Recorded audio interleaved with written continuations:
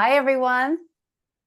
Thanks for showing up tonight. I know there's a lot going on tonight, and I've gotten questions from people, asking about if this is going to be recorded. And so it is, because I know that people might also be interested, which you should be, in potentially watching the debate. So I'm going to introduce Harlan quickly. I'm Debbie Schwartz, for those of you who don't know me, but I think a lot of you do by this point. And Harlan, you have such a fan club. I got so many emails saying people, like, I don't know what to do. I want to come see Harlan, but I also, want to see the debate. So I told everybody, please come and stay on as long as you can. And I know that you have great information, and they get the recording, but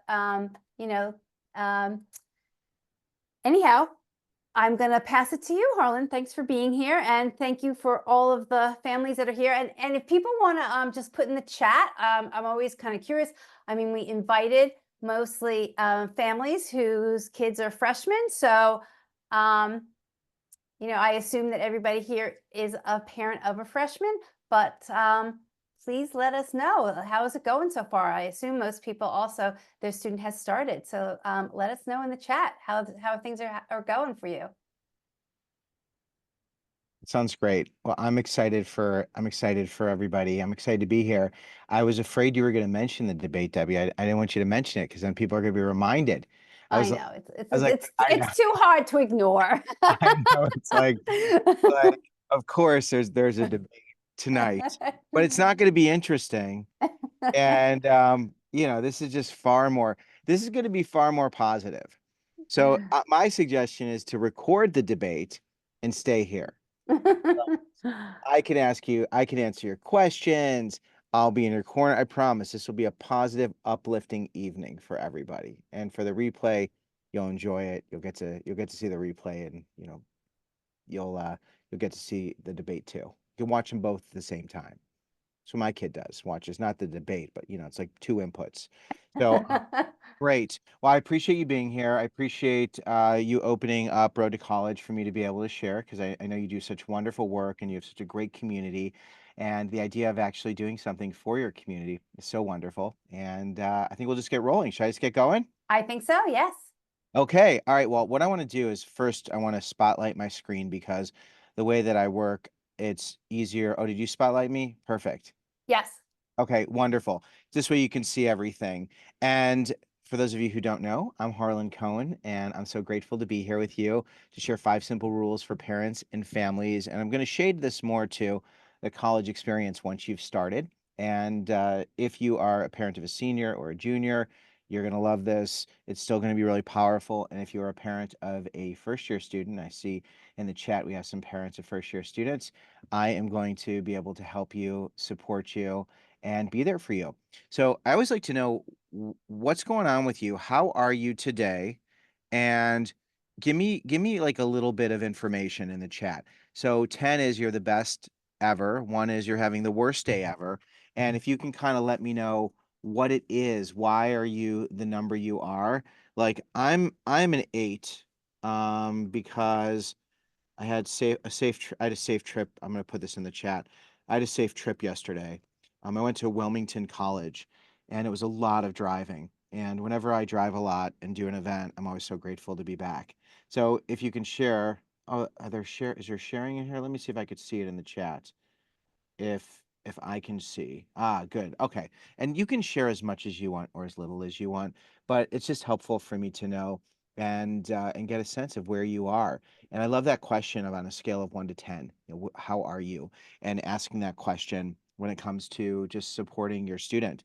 And I know that Debbie mentioned this before, but also if you could let me know with your number, are you a parent of a student? What year is your student? Freshman parent, kid, went to college about 3 weeks ago. Things are going well. She keeps wanting to come home, not because she misses us, because she wants to use her car. We want her to stay on campus. That's a great one. 2 fire drills today, not feeling well. Happy your student's fine. One thing that I'm going to share with you tonight is, I'm a college parent for the first time. and it's been unfolding in real time. My son's a freshman, and he's been having a great year. It's been a wonderful experience. But one thing I've recognized is a lot of the rules and the absolutes, and I've never been someone to really speak in absolutes.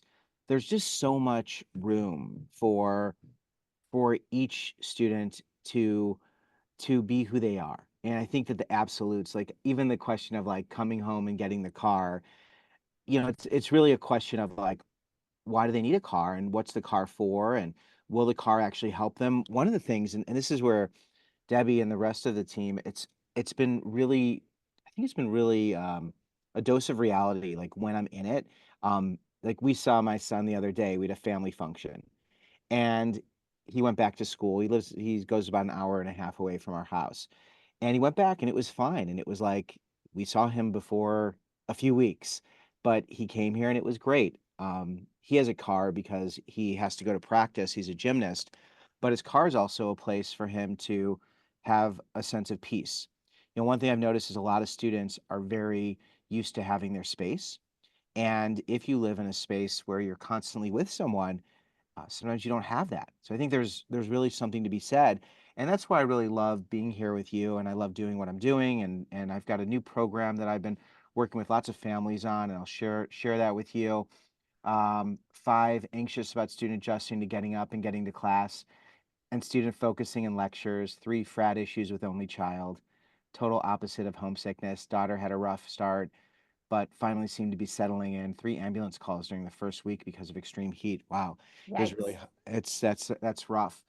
There are all of these things that come up, and you're going to hear me again, really reinforcing this idea that whatever happens is going to happen. And most of the things are not going to be that big of a deal. They're not going to be a big emergencies, but the things that happen lead them to answers. And I think a lot of parents are really afraid of that. Even the question, or at least this idea of worried that they're not going to get to class. And I've had a lot of parents who've been writing to me, I saw my kid didn't go to class on Life 360. What should I do? And the answer is nothing. Do nothing. Uh, who knows why they didn't go to class? They could have canceled class. If they don't go to class and they miss something, then they have a reason to talk to their instructor. And a lot of times students don't talk to them. So if they fall a little behind, then they're going to use resources and they're going to figure this out. So sometimes those things that we don't want to happen end up being the things that really help them to build those meaningful relationships. Son got really sick last week and had to go to urgent care. That's no fun.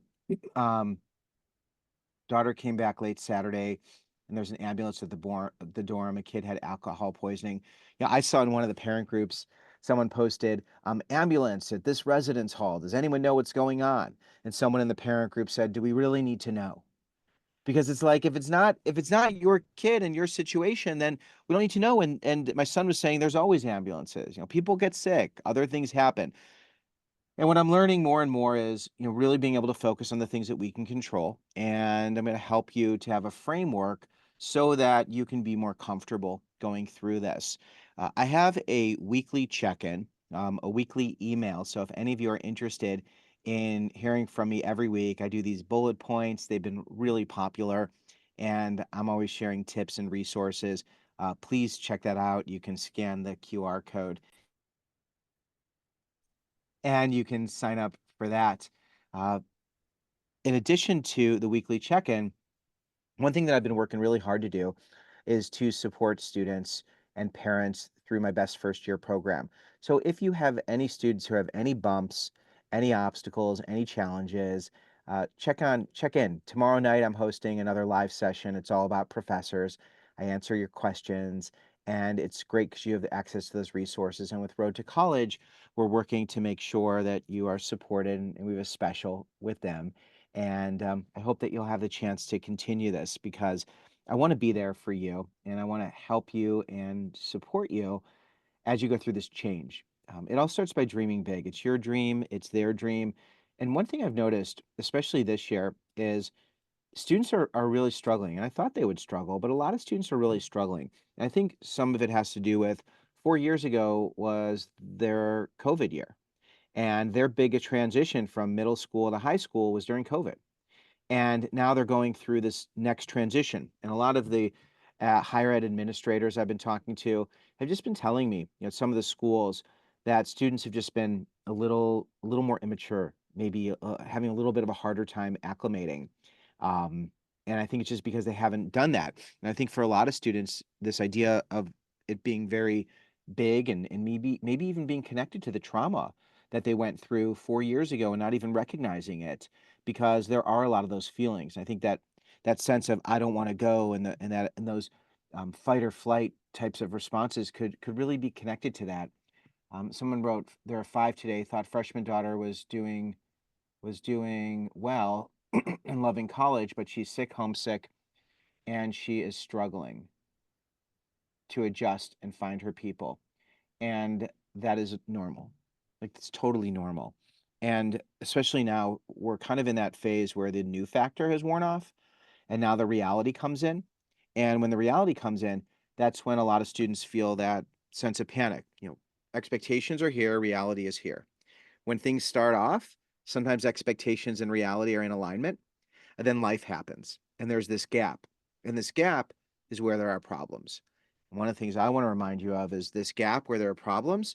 These are mostly, overwhelmingly normal problems. They're normal challenges. And the answer isn't at home, and the answer isn't that it was a mistake. The answer is to extend that timeline and think people, places, patience. And I'm going to share that with you and help you to be able to readjust. Lisa Demore does a great job of helping students to recalibrate, helping parents. A steady parent is someone who can be steady for their kid. And it's hard when so many of you haven't gone through this before. It's really hard. Real quickly, just kind of like the latest, because I think everything leading up to college really sets the tone for this to be not the easiest experience. This whole idea of scarcity. Yes, the seniors are starting to feel this now. Northeastern acceptance hits all-time low, 5.2% after record application cycle, sees nearly 100,000 applicants. I mean, oh my goodness. And here's my answer. Don't go to Northeastern. It's okay. Don't go. It's like, why do you want to, why? Like, this to me doesn't make it exciting. I'm like, ew. Why? Because there are so many other great places. So it has the opposite effect for me. US colleges raise the stakes for protests. Activists are weighing new strategies. So we're seeing this, but we're also seeing schools being proactive, making sure that their schools are as safe as possible. There are a lot of students that don't feel safe. There is a lot of anti-Semitism, Islamophobia. Uh, there is homophobia, transphobia. There's all these different otherings, and the answer for students is you find the people and the places where you could be supported and you can be safe. And most campuses, you have that. You just have to seek that out. And schools are trying to be more proactive. Then the designer dorm rooms are all the rage. This thing, I don't know if this is, it seems like a trend, but maybe they're just, it's social media, but um, I think it's great for people who do this because you can hang out in their rooms.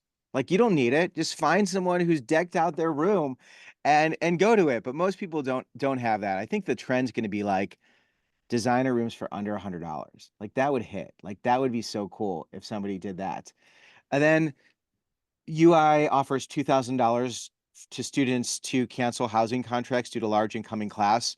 This was at the University of Illinois. I'm from the Chicago area, and everybody was in a tizzy because they were offering students this money. And then there was a Reddit post about students having to possibly live with RAs and overcrowding and the discomfort. And then this is an article that I shared before, but I love it. Campus engagement boosts belonging with intervention, and it's this idea of when you can get out of your room, when you can find places where you can be around people, when you have a connection, it really has an impact. And that's what makes a school experience valuable. And then it's also getting help. And I'm going to be doing a lot of videos about getting help. It's something that's on my mind, just really encouraging students to recognize the value of getting help. I'm always trying to highlight resources and people.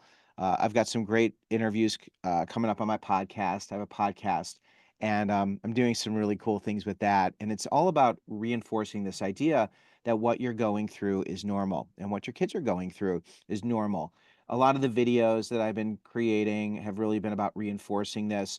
And based on even this conversation and what you're sharing with me in the chat, let me know what's going on because I can make some videos that will be coincidences that your kids will be able to see. I do that. People reach out to me, and most of you have no idea what the conversation is that prompts me to make a video, but there are pleasant ways for you to be able to get these messages to your kids because sometimes they just don't want to hear your voice, but they'll hear mine. So I can say the same thing you're saying, but they'll listen to me.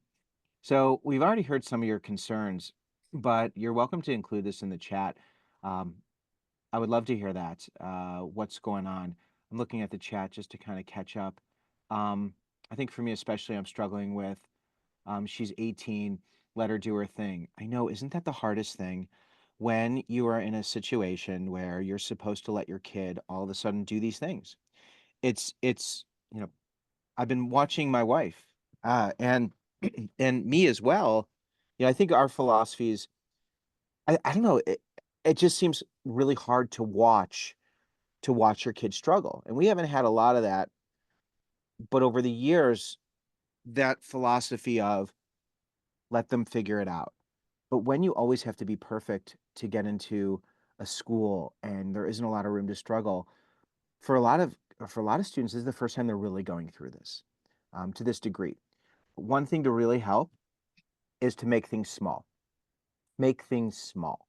When I say make things small, instead of it being the rest of their life, instead of this being 4 years, really think of this as a 1 year experiment. I think for parents, it's really helpful for you to think of this as a 1 year experiment or a 1 semester experiment. Because when it's an experiment, the expectations are different. The expectations are you're just going to see how it feels. And then when you make it small, it's really about each day, it's about each week. Then it's easier to manage. I was coaching a student who was feeling very homesick, and we talked about, I do one on one coaching as well, and we were talking about what's the longest you've ever been away from home. And it'd been for like 8 weeks. I was like, okay, well, you've only been away for like a week and you know what it's like to be away for 8 weeks. So instead of thinking of this as the next 4 years, why don't you just think of this as a week? Just think of it as like 1 week. And what is it that helped you to adjust when you were away for 8 weeks? And then we're able to make it small. When you make it small, it's much more manageable. When you make it small, it's much easier. And I think a lot of students really struggle with this idea of making it small because everything seems so big. So let's make it small. So we'll make it small. If you're not familiar with me, I've written a lot of books. Here are my books.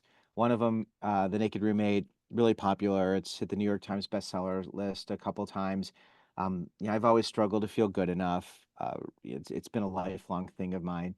I think it might be my ADHD and rejection sensitivity, but everything I've done feels like it's been in spite of myself, and I'm getting much better with that. I do a lot on social media. If you're not familiar with me, I have a lot of followers on Instagram and on TikTok. And people write to me, and this is, I should take longer. This thing has really blown up since we were here last year, Debbie.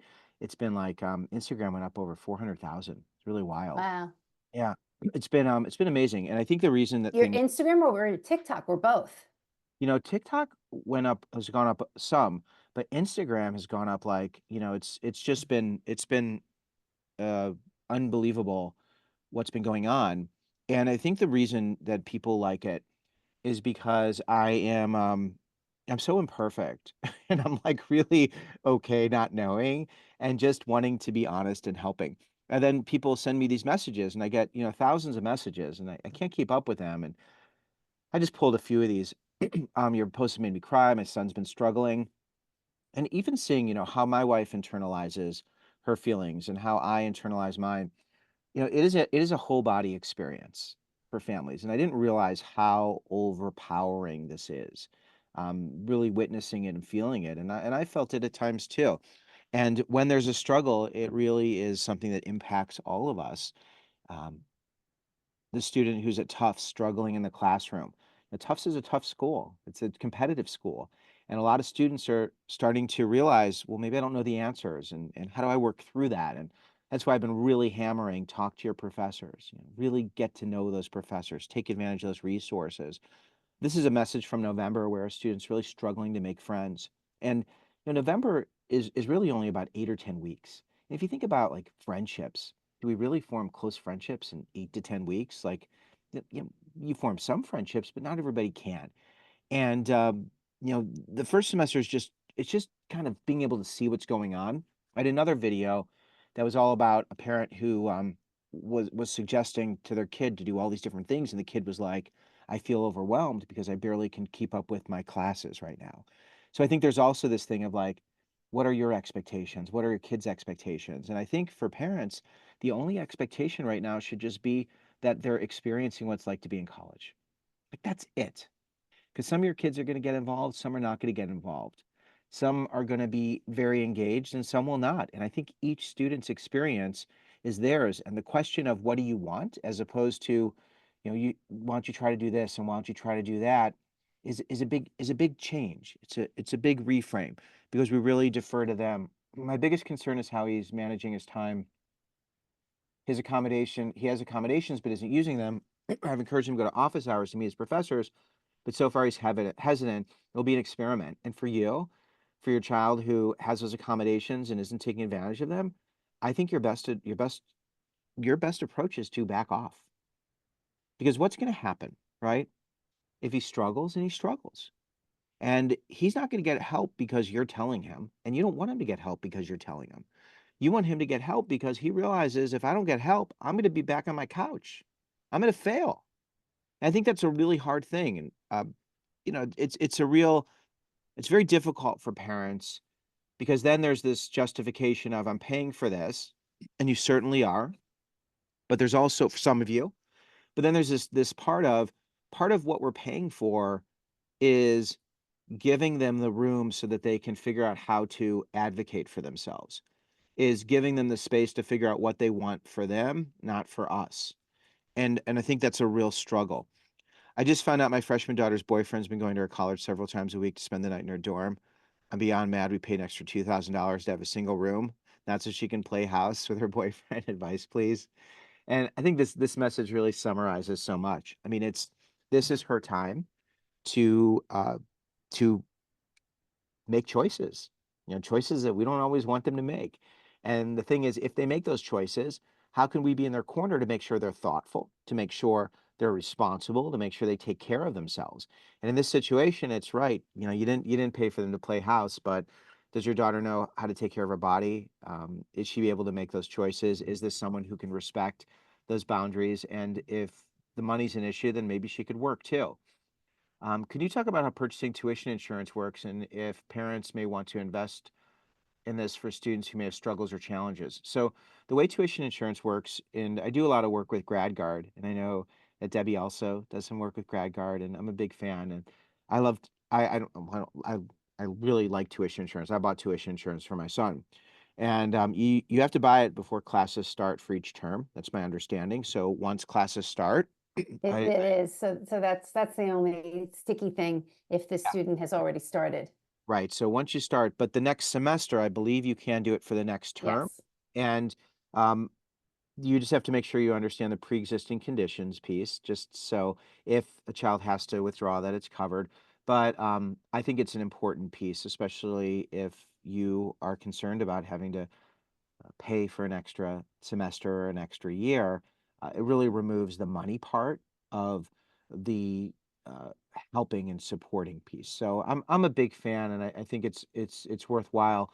And schools will oftentimes have agreements with GradGuard, and it can be a lot less expensive.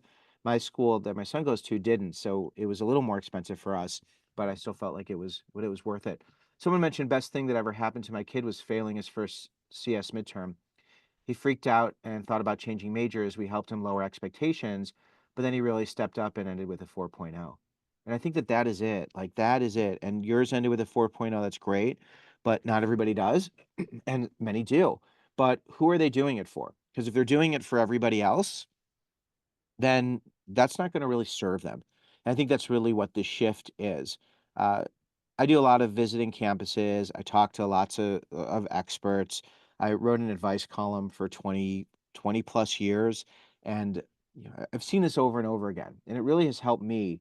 So much of what I do helps me. so that when I'm a very anxious person. Um, I have to do a lot of things to manage my own mental health. And so much of it has been understanding what's normal so that when things come up, it's easier for me to work through this.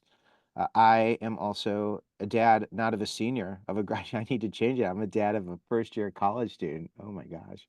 And we've been going through it, and my wife's been going through it as well. And it has been a different experience.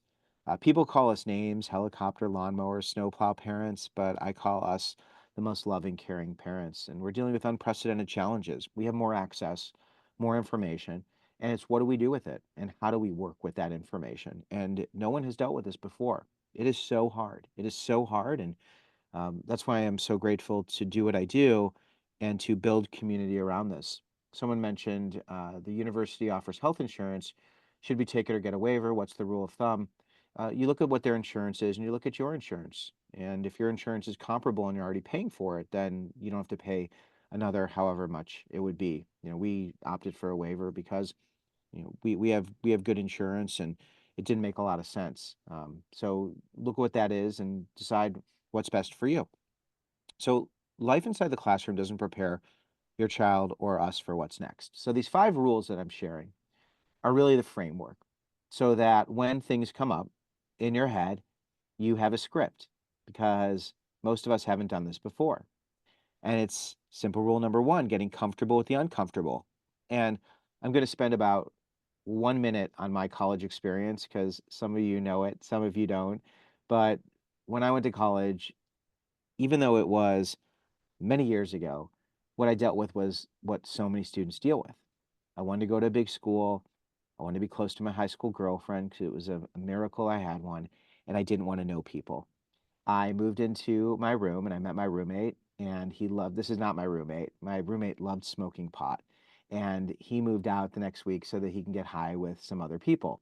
And this is the most wild thing. Um, I'm recording a podcast this week because guess who reached out to me? My first roommate who smoked all that pot. It is a crazy story. He sent me a message. We talked on the phone. I haven't talked to this guy in like 30 years, and I can't wait to share it with you. But he moved out. It's a wild story. But I was so upset because I needed friends. I needed friends. So I tried to join a fraternity. Got rejected by all the fraternities I rushed, and I didn't know how to make friends. I had a girlfriend. My girlfriend's not the dog. My girlfriend's here. This is Alexis, and she was my first love, and found another love later on because Alexis broke up with me. She was a senior in high school, and I was a freshman in college. And her father compared our relationship to a dying puppy, just saying how she needed to end the relationship. So she did. And that was upsetting to me because here I was on this campus that looked like this when I moved in, and then it looked like this most days. This was what they sold me. This is what it was. And I felt like I was a failure. I really struggled because no one told me that any of this was normal. And what I recognized is I needed a different experience. So I transferred. And I transferred to Indiana University because it was familiar. I had friends. I wanted friends. I had been visiting there since I was 10 because my brother is 8 years older. And there was a fraternity where I was a legacy. So they had no choice but to accept me. And I found my people and I found my places and I was patient. And this is the formula. It's people, places, and patience. But I can tell you most students are impatient because they want it all now. And they don't think, how do I find my people? And they don't think, how do I find my places? They just want everything, boom, to happen right away. But the thing is, it doesn't happen right away. And that's where so many students struggle. Now, if you've been with me since early on in high school, I've been talking about the big transitions. Life is about transition. And we spend so much time on search and selection, but I'll just transition, let you guys do what you want and I can kind of. Oh, go ahead. what's that? Um, Transition is really where it is. Transition is where we spend most of our time struggling and getting comfortable with the And then uncomfortable. what time they want to be home. So I don't know whose audio is bleeding through. I just, they unmuted themselves, but I muted them. Oh, okay. Thank you so much. I know that happens.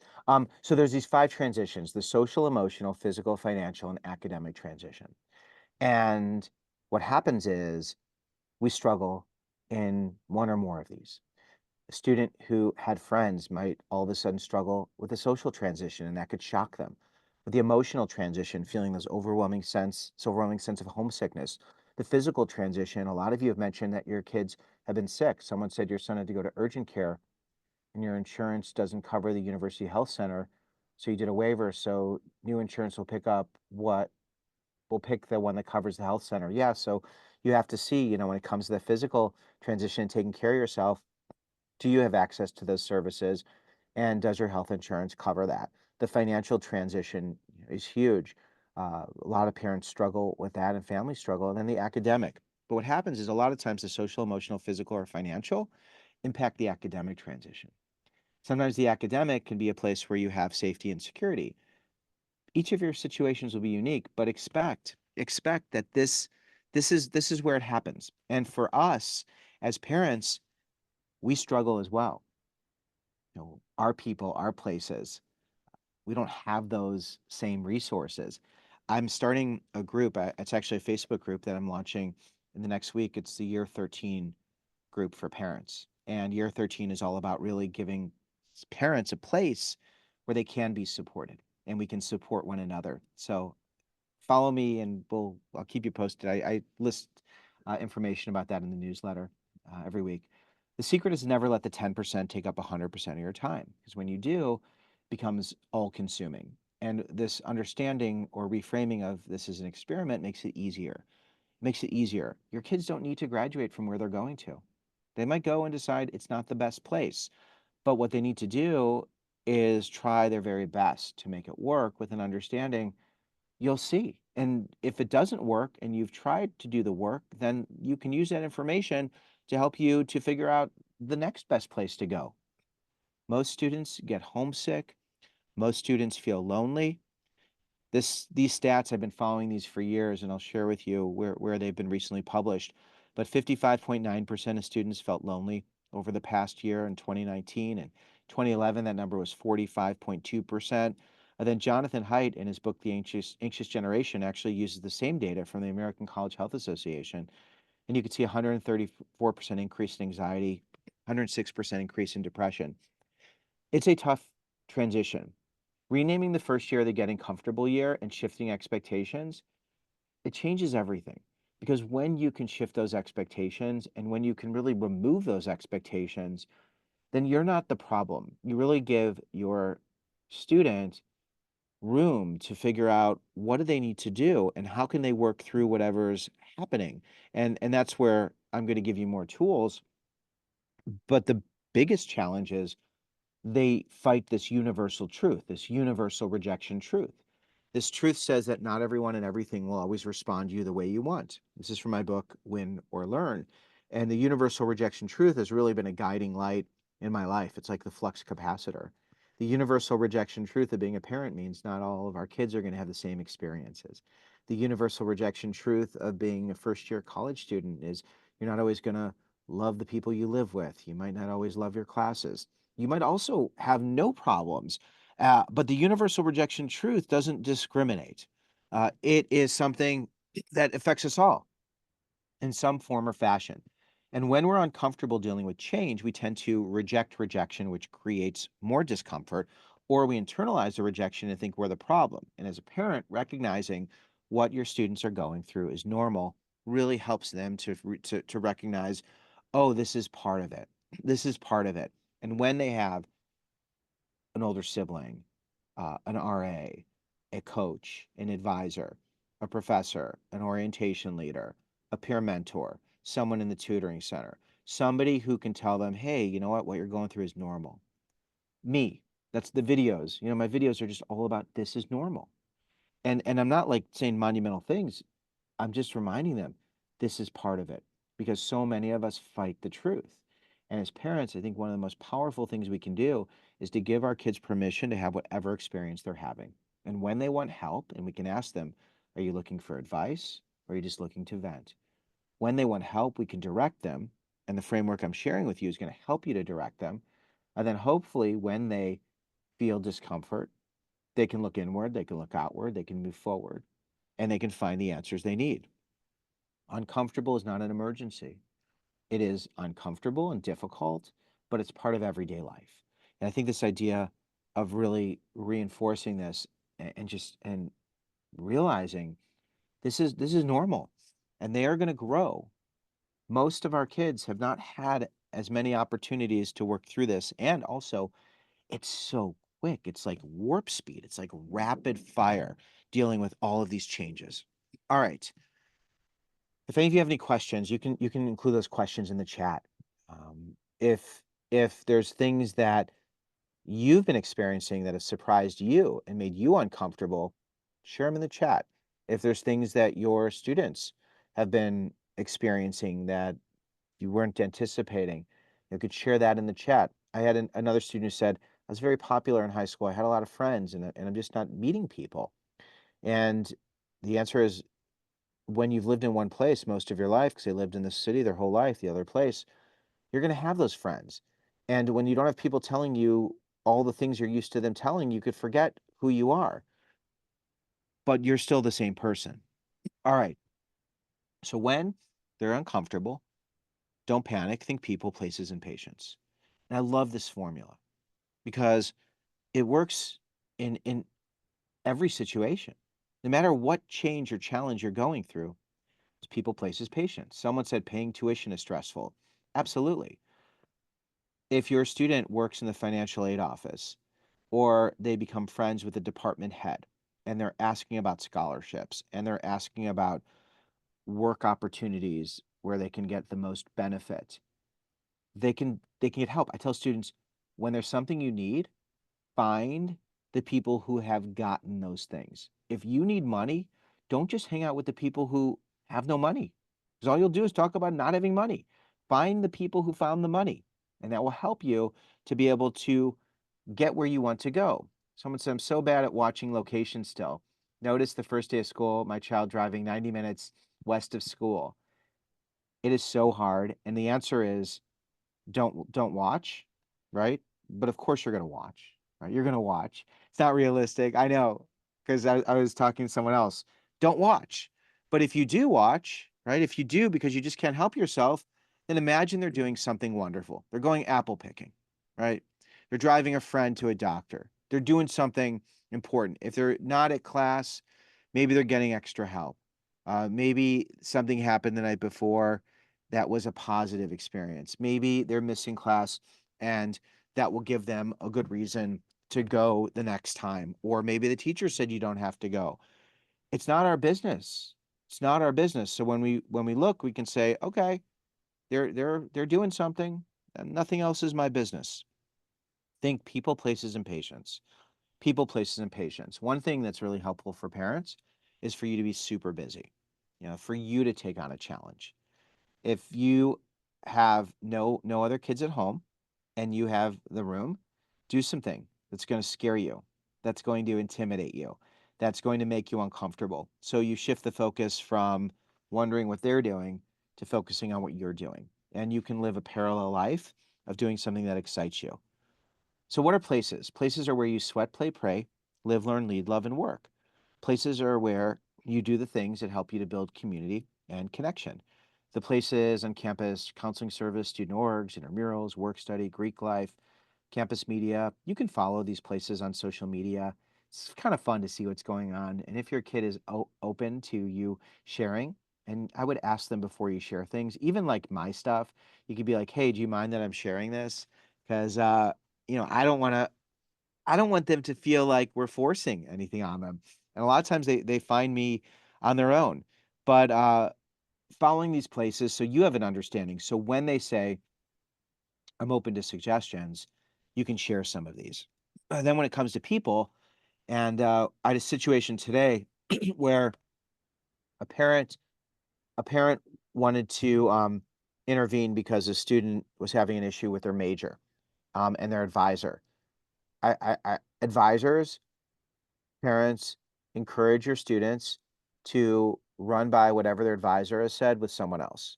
Some of these advisors are so stinky. They're not good, some of them.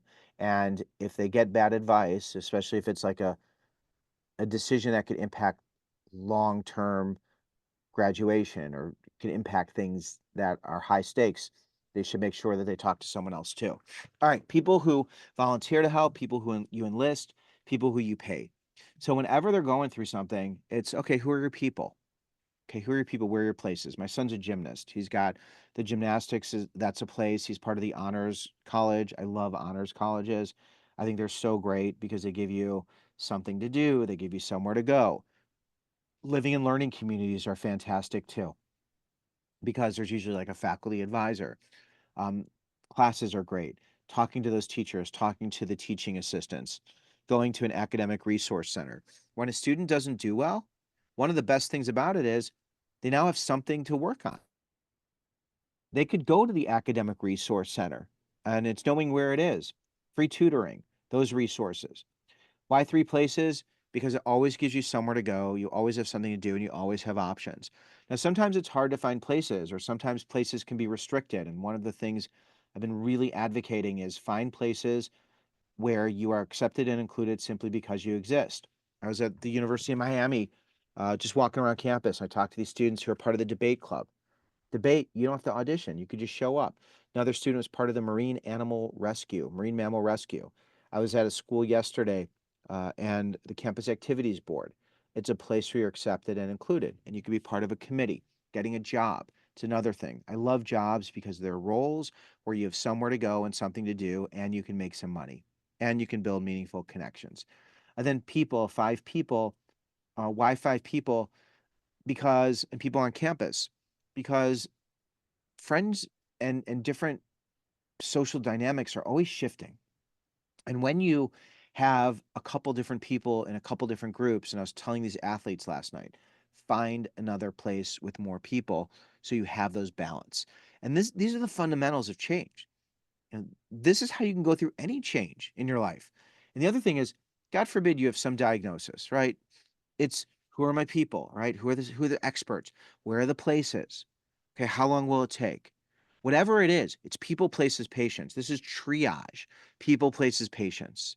But most of us struggle. And then the uncomfortable part's so helpful because when we're uncomfortable, if we know that discomfort's part of it, it becomes easier. Do you see me? I'm like the sun. I love this slide. I'm like the sun. How long will it take?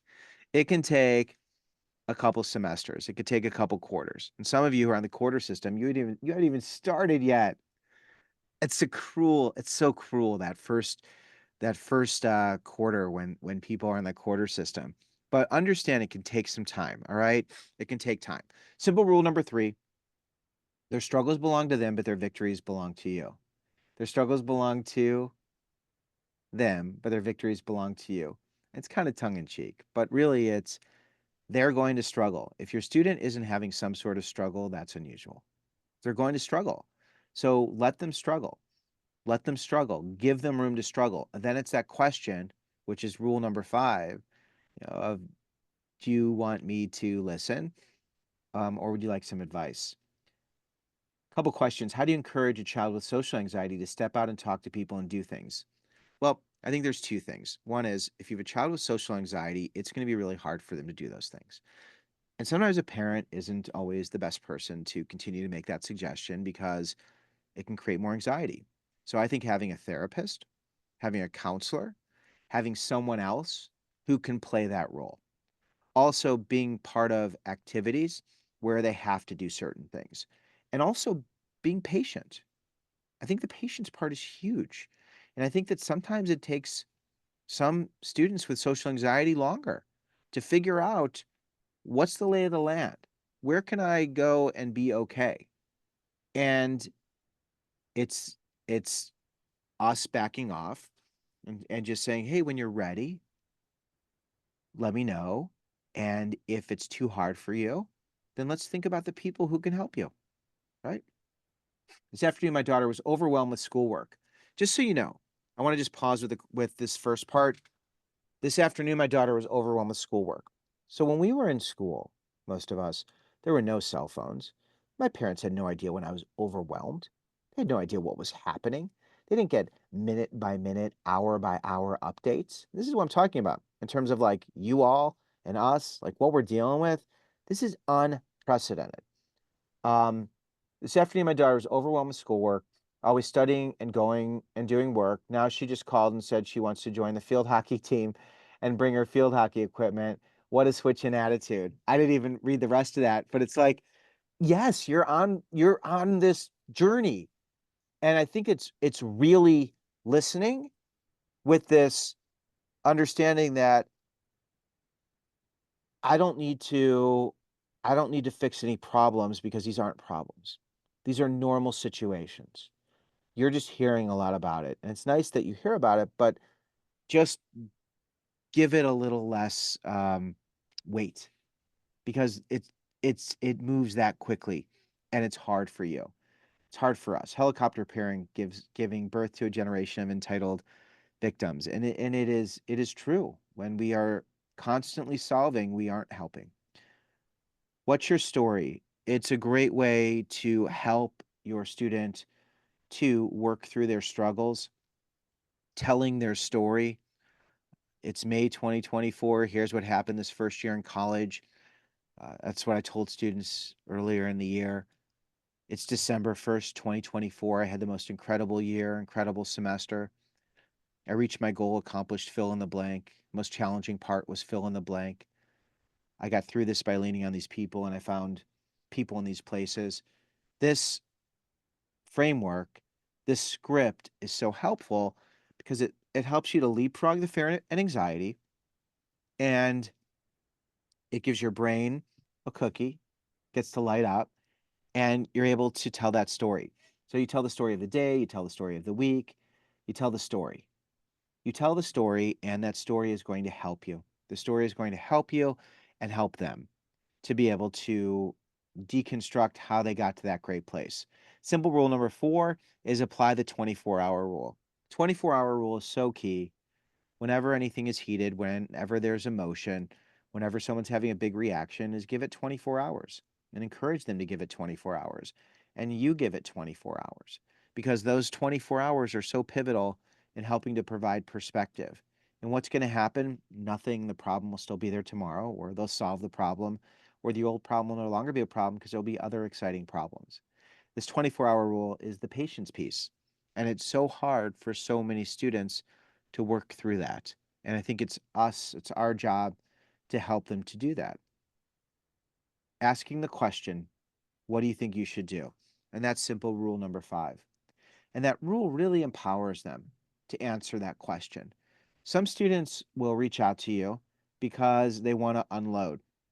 They want to transfer all their discomfort to you. It's an actual device, it's a way of coping, and they're not looking for answers. So, that question of what do you think you should do, and giving them time to answer, and asking them, do you want me to offer advice or do you just want me to listen? And that's so important. And then it's thinking, where are the places to get help? For every problem, there are at least 3 places to get help. And who are the people who can help? So when we can think people, places, and patients, and we have this framework, it becomes much easier to support them. It becomes much easier to work through those difficult situations. And rule number 5 can only be followed by students and parents who are comfortable with the uncomfortable, who know how to find people and places, who allow their children the space to safely struggle, and are patient enough to apply the 24-hour rule. I think so many of us need to figure out what's healthy for us. What's healthy for us, and how much weight do we give each conversation? And I think that when you can recognize what's normal, what's happening, when you have a framework for transition, it becomes much easier to support them and to support yourself. In the Naked Roommate book, I have a little farewell for students. Relax, have fun, enjoy every minute. Your job is simple. Be your personal best, meet lots of people, make new friends, make smart choices, find a career, find love, and take risk after risk so you can figure out what you love and don't love.